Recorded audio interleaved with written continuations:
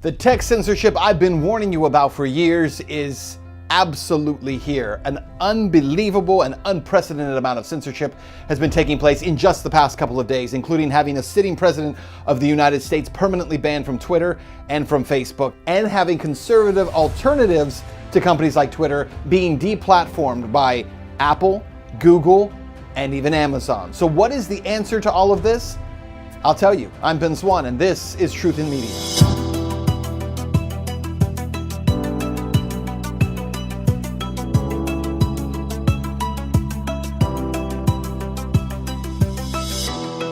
Hey guys, welcome to the show, and a lot to get to today. We specifically want to focus on what is happening with this unbelievable tech censorship, which, by the way, I've got to tell you, I've been warning about now for years, telling you that it is absolutely on its way. If you do not object to YouTube and Facebook purging voices with which you do not agree, well then just wait. Because if you are silent now, it may soon be the voices you do agree with that will also be silenced. And who then will be left to come to that defense? It has arrived, and we're going to talk today about what's happening with Parler, the steps that were taken to completely remove them and deplatform them. We're also going to talk about the moves that have been made against the president. But before we do, a shout out to our sponsor for this episode. Who else? IS.media, the platform we are building.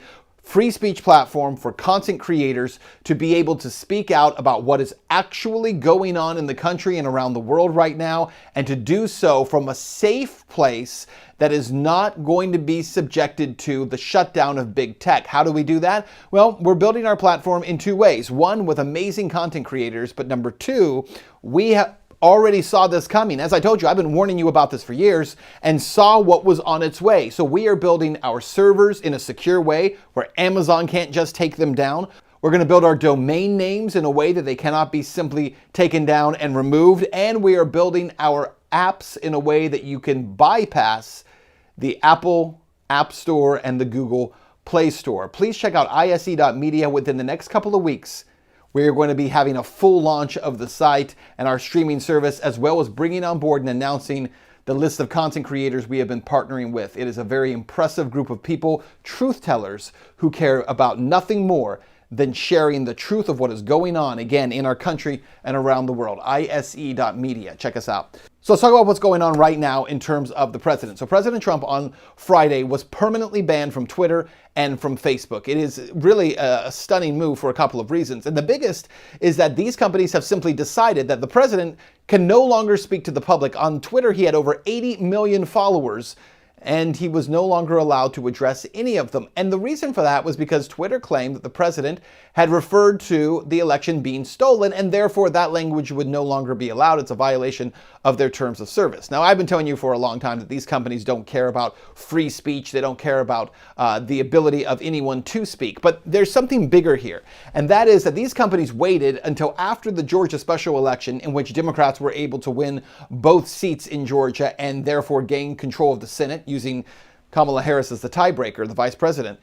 And once that happened, those companies then immediately took this action. And the reason for that is because they know there is no consequence for taking that action. There's a lot of talk today about Section 230 once again. Oh, we got to invoke Section 230, take away these special privileges that tech companies have and platforms have.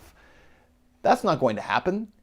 Do you believe Congress is going to move to take away the protections of Section 230? Absolutely not. Because right now, Congress is being used by tech companies and using tech companies to get their way, to be able to exact their agenda. So right now they're working together, and the Section 230 reforms will not happen. Now, the other thing that's taken place, though, that's very interesting when we talk about platforms, is that under Section 230, a platform cannot be held liable legally for what posters place on their platform, what kind of content or comments are placed on the platform.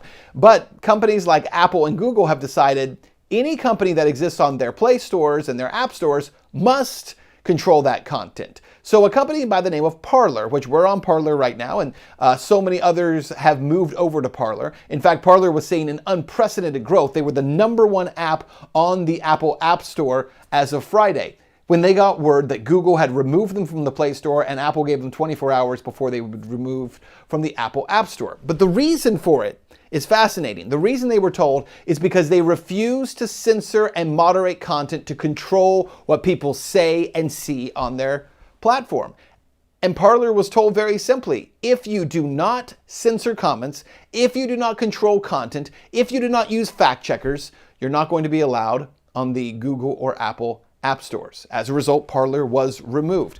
Then something else happened, and that is that Amazon took an unprecedented step to say, we are going to pull the servers from Parler and shut down your servers so that no one can see content. So if you've been on Parler this week, you know there is no content there. It has been shut down. It's really a fascinating thing that's taken place, but at the same time, something, as I said, I have been warning about, predicting, and telling you was going to happen now for several years. In fact, just as recently as about 3 weeks ago, I gave a speech here in Atlanta.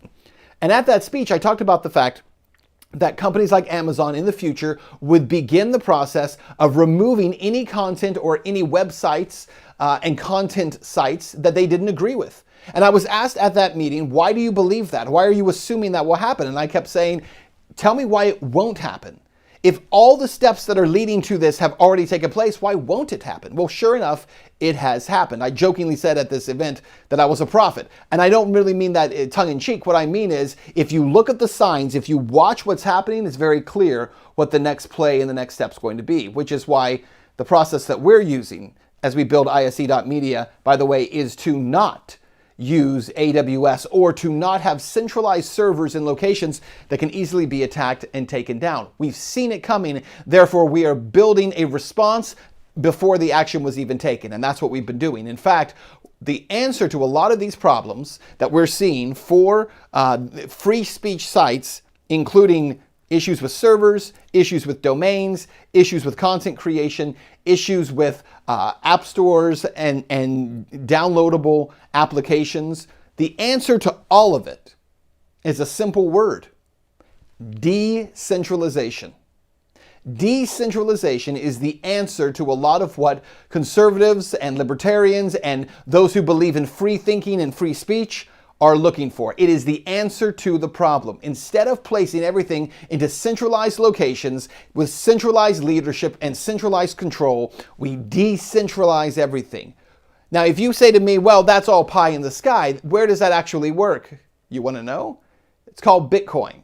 Decentralization is a concept that goes hand in hand with blockchain technology and with cryptocurrencies. And right now, as you know, Bitcoin's not doing too shabby, up over $40,000. But the reason Bitcoin has been so successful over the last decade, one of the most successful investments, one of the most successful concepts in modern history in terms of its development and its growth, is because of that concept of decentralization, the idea that everything does not have to be centralized. It is the most revolutionary concept in technology, and yet almost no one talks about it. And you know why that is? Because tech companies hate it.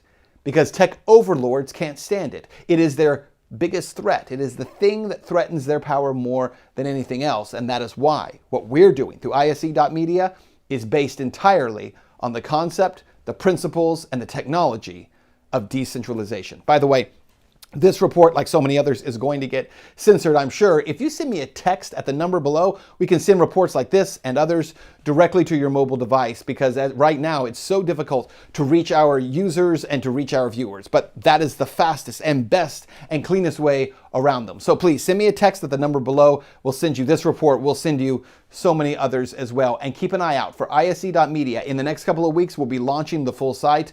I think you'll be blown away by how we're getting around these tricks that tech companies are using to suppress speech.